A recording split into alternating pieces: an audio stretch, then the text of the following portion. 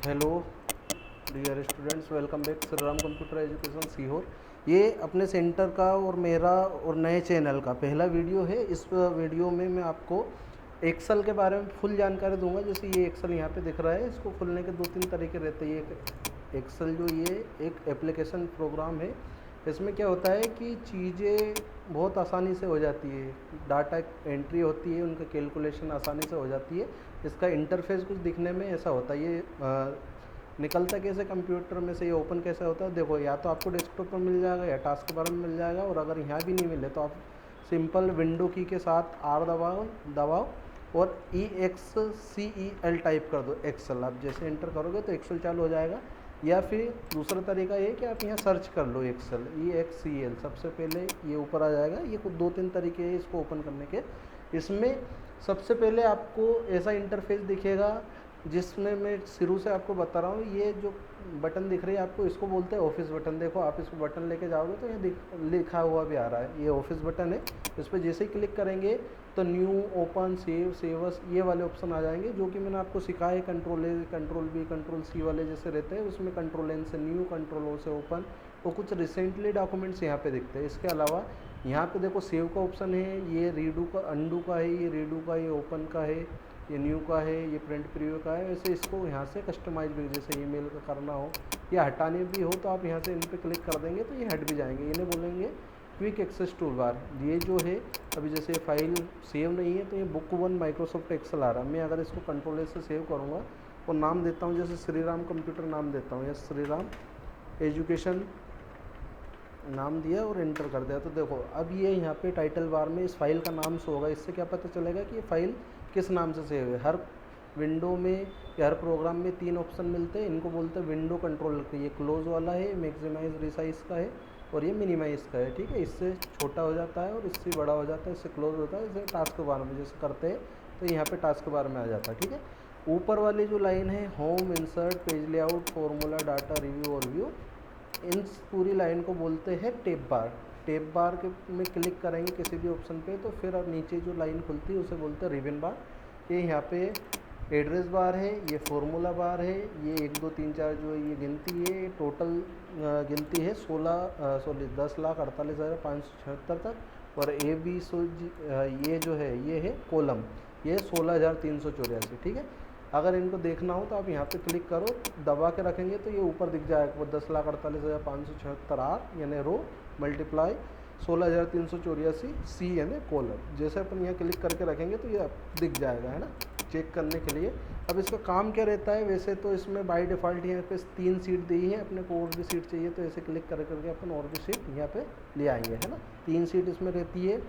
ये इसको इधर उधर करने के लिए रहता है, ये माउस से भी ऊपर नीचे कर सकते हैं या फिर यहाँ से एक एक करके नीचे जाना हो तो इसे क्लिक करेंगे, इससे नीचे जाएगा। ठीक है, इसमें मैं आपको ये पूरी जो है ये वर्कशीट है, इस पर काम करते हैं।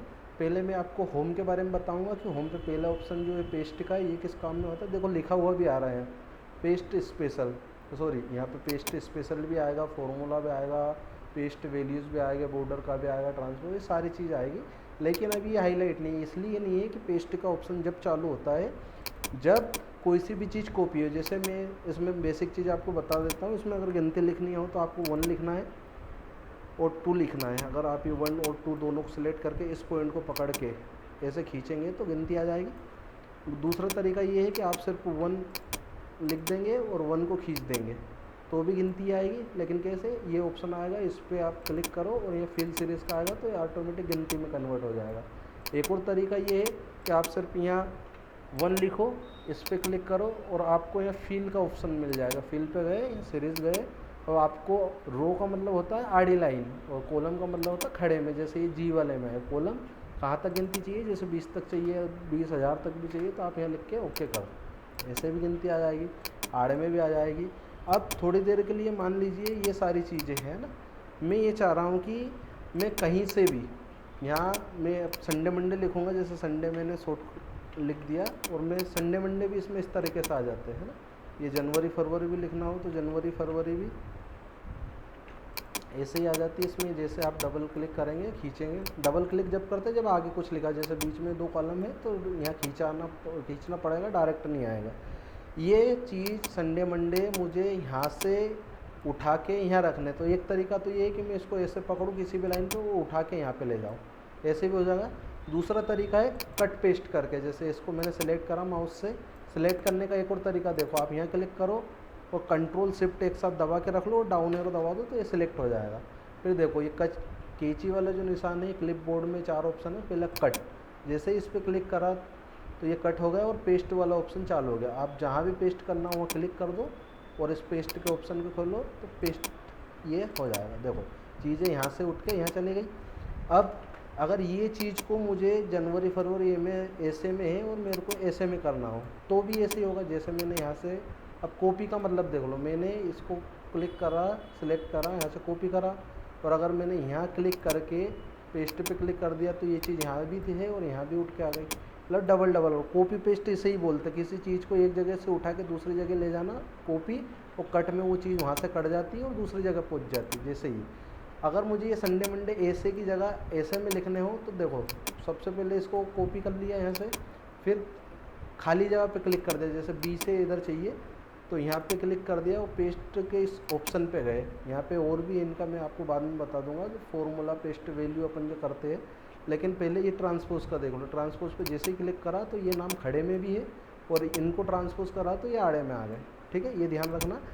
तो इसमें गिनती पहाड़े लिखना बहुत आसान है। जैसे गिनती लिखना हो तो आप 1 लिखो, 2 लिखो, इधर 11 लिखो और इधर 12 लिखो। अब इन चारों को सिलेक्ट करके अगर नीचे लाएंगे तो ऐसे आ गया, और अगर आप ऐसे करके खींच दोगे तो देखो कितनी जल्दी आपने 100 तक इसमें गिनती लिख ली। पहाड़े का भी इसमें ऐसे ही है, इधर आपने 2 लिखा, यहाँ 4 लिख दिया, यहाँ 3 लिखा और यहाँ 6 लिख दिया। अब इनको आपने ऐसा करा 10 तक खींचना है, मतलब 20 तक ये आ गया। और जैसे ही अपन इसको ऐसे करेंगे तो देखो ये एक बार में पहाड़े आ गए।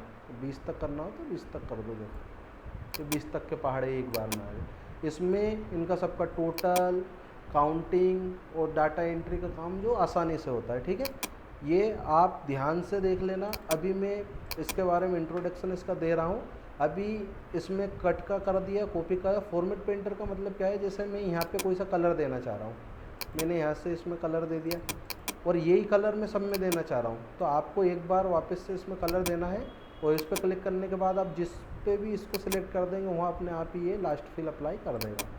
जैसे मैं यहाँ पे इस वाली लाइन में या किसी एक पे यहाँ पे कलर दे रहा हूँ, ये पे रेड वाला है ना, और फिर फॉर्मेट पेंटर पे क्लिक करा और मैंने अगर इसको यहाँ खींच दिया तो ये अपने आप ही उसमें कलर दे देगा। ये है फॉर्मेट पेंटर का कमाल।